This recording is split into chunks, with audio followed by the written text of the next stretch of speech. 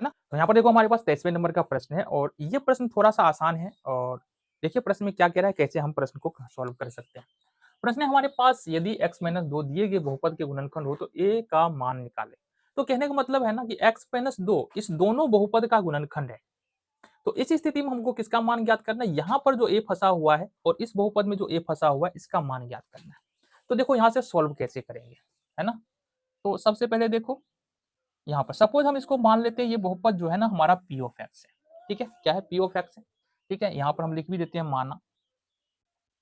चलो जी, तो यहाँ पर देखेंगे p ऑफ x का गुणनखंड यहाँ पर क्या है, गुणनखंड है बेसिकली x माइनस 2। तो यहाँ पर अगर हम गुणनखंड प्रमेय का प्रयोग करें, गुणनखंड प्रमेय से देखें तो इसका मतलब होना चाहिए p ऑफ 2 बराबर क्या, p ऑफ 2 बराबर क्या होना चाहिए, 0 होना चाहिए। गुणनखंड प्रमेय हमको बताता है। तो अगर हमारे पास p ऑफ 2 0 होना चाहिए तो देखो यहाँ से इसका हम प्रयोग करते हैं।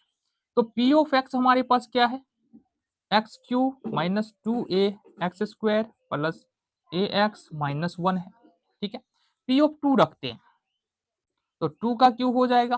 ठीक है, माइनस 2a इंटू 2 का स्क्वायर हो जाएगा प्लस a इंटू 2 हो जाएगा माइनस 1। क्योंकि p ऑफ 2 बराबर 0 होना है तो बराबर में 0 रख देंगे। ये होगा हमारा 8, 2 दूना 4, कितना होगा 2 दूना 4, 4 दूना माइनस 8 और प्लस 2a माइनस 1 बराबर 0। ठीक है जी, चलो अब देखो यहाँ से 8 में से 1 घटा लो, कितना हो जाएगा, 8 में से 1 घटा लो तो ये होगा 7 और 8 में से 2 हटा दो तो ये होगा माइनस 8 में से 2 माइनस 6a बराबर 0। इट मीन्स कि यहाँ पर 7 बराबर 6a आएगा और यहाँ से तुम अगर a का मान देखने के लिए जा रहे हो तो ये आएगा 7/6। क्लियर है बात, ये कितना आएगा तुम्हारा 7/6। चलो ये हो गया तुम्हारा सॉल्व।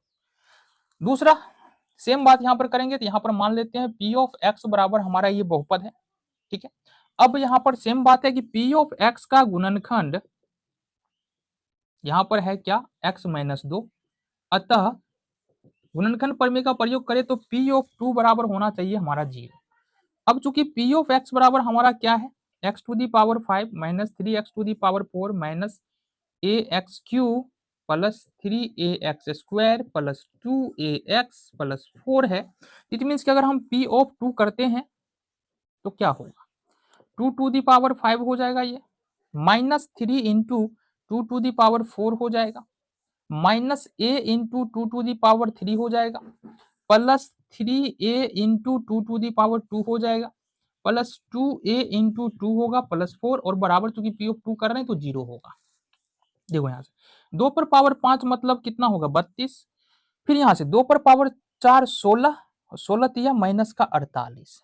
बहुत बढ़िया, तो दूना 4 दूना 8 तो माइनस का 8a हो जाएगा ये, 2 दूना 4 तिया प्लस का 12a हो जाएगा ये, फिर 2 दूना 4a।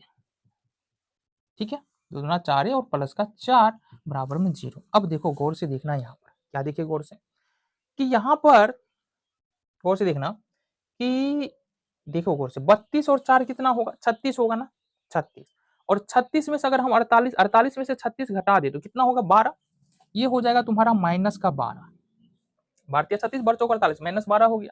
अब देखो यहाँ से 12 और 4 16 है और 16 में से 8 घटा देंगे, है ना, 8 माइनस में है तो 12 4 16 प्लस में, तो 16 में से अगर 8 घटाते हैं तो ये प्लस में 8 हमारा बचेगा, 8a बराबर 0। इट मीन्स ये हमारा जो वैल्यू निकल के आ रहा है 8a बराबर 12, क्योंकि 12 को दूसरी तरफ लेके जाएंगे माइनस में प्लस में हो जाएगा। a बराबर देखेंगे 12/8, है ना, 3 चौका 12 2 चौका 8 तो 3/2 हमारा यहाँ से उत्तर निकल के आ जाता है। तो ये हो गया।